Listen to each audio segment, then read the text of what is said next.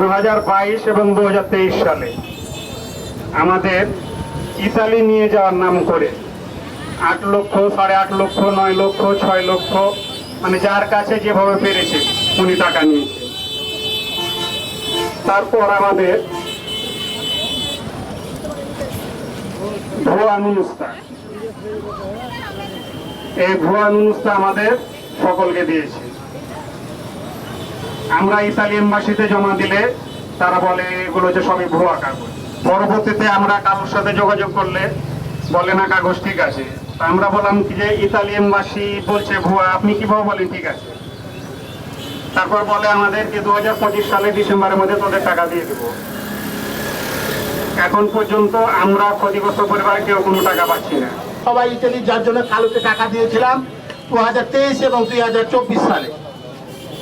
এই টাকাগুলি এ পর্যন্ত আমাদের ইতালির নেওয়া যাওয়ার নামে এম্বাসি যাইয়া আমরা কাগজপত্র জমা দিয়েছি এবং কাগজপত্র জমা দেওয়ার ফলে এম্বাসি আমাদের কাগজপত্র রিটার্ন করে দিয়েছে। কাগজপত্র ভুয়া বলে তারা আখ্যায়িত করেছে।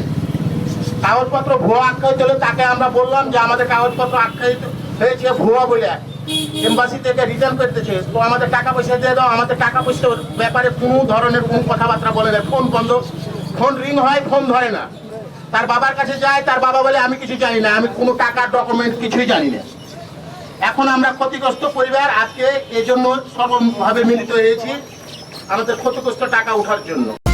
নিন মজাদার গোলমার্ক পপ, কুরমুরে বাইটে ফুরফুরে লাইফ।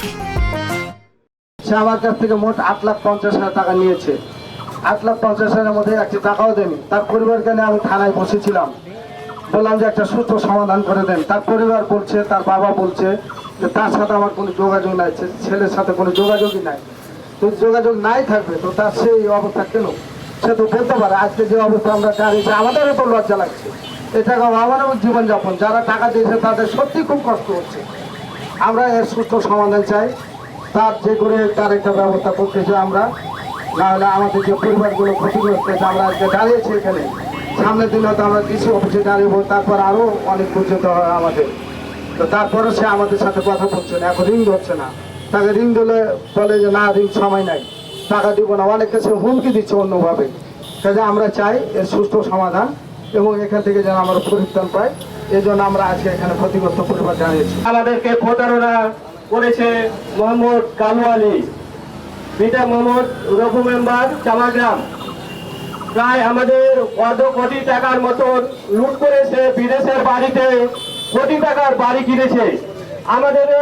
আমরা যদি ফোন দিই তাকে এসে আমাদের ফোন রিসিভ করছে না এবং আমাদেরকে উল্টা হুমকি দেয় যে আমি তোমাদের বিরুদ্ধে অনেক ব্যবস্থা করব। কিন্তু আমাদের দাবি এখানে ক্ষতিগ্রস্ত পরিবার, আমরা ন্যায্য টাকা যেটা দিয়েছি সেই টাকাগুলো আমরা ফেরত চাই। আমি কত কষ্ট করে টাকা দিয়েছি, কিস্তি দিলে টাকা দিয়েছি। আমি কিস্তির মাস্টার এসে বাড়িতে এসে আমাকে অনেকজন অপদস্থ করে রাত পর্যন্ত বসে থাকে।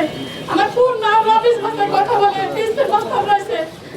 আমার মতো সমর্থ রাখতে আমি কিস্তি করে টাকা দিয়েছি।